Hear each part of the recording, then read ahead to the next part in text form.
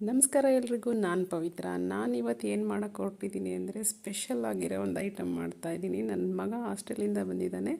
ಅವನಿಗೋಸ್ಕರ Dubai ಕುನಾಫಾ chocolate ಮಾಡಿಕೊಡೋಣ ಅಂತ ಅಂದ್ಕೊಂಡಿದ್ದೀನಿ. ಅದಕ್ಕೆ ಬೇಕಾಗಿರೋದು ಒಂದು ಜಾರಲ್ಲಿ ರೋಸ್ಟೆಡ್ ಪಿಸ್ತಾನ ಗ್ರೈಂಡ್ ಮಾಡ್ಕೊಳ್ಳೋಣ. ನಂತರ ಕುನಾಫಾ ಶಾವಿಗೆ ಇರುತ್ತಲ್ವ, ಅದನ್ನು ಸ್ವಲ್ಪ ಕ್ರಷ್ ಮಾಡಿಕೊಂಡು ಸ್ವಲ್ಪ ತುಪ್ಪ ಹಾಕಿಬಿಟ್ಟು ಸ್ವಲ್ಪ ಬಿಸಿ ಮಾಡ್ಕೊಳ್ಳೋಣ. ಅದನ್ನು ಆನಂತರ ಡಾರ್ಕ್ ಕಾಂಪೌಂಡ್ ಚಾಕ್ಲೇಟ್ನ ಸಣ್ಣದಾಗಿ ಕಟ್ ಮಾಡಿಕೊಂಡು ಒಂದು ಬೌಲಲ್ಲಿ ಹಾಕ್ಕೊಳ್ಳೋಣ. ಗ್ಲಾಸ್ ಬೌಲ್ ಆದರೆ ಬೆಟರು.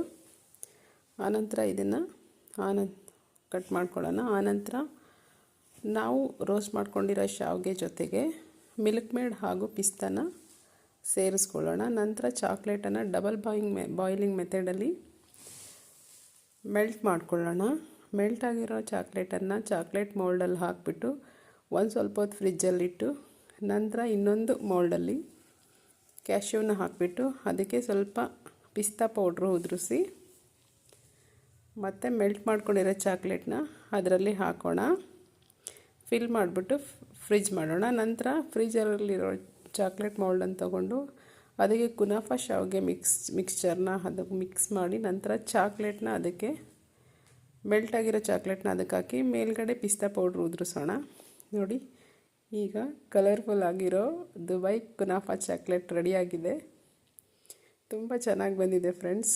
ನೀವು ಮನೇಲಿ ಈಸಿಯಾಗಿ ಮಾಡ್ಕೋಬೋದು. ಮಕ್ಕಳಿಗೂ ತುಂಬ ಇಷ್ಟ ಆಗುತ್ತೆ ಮತ್ತು ಒಂದು ಸರ್ಪ್ರೈಸ್ ಕೊಟ್ಟಂಗೂ ಆಗುತ್ತೆ.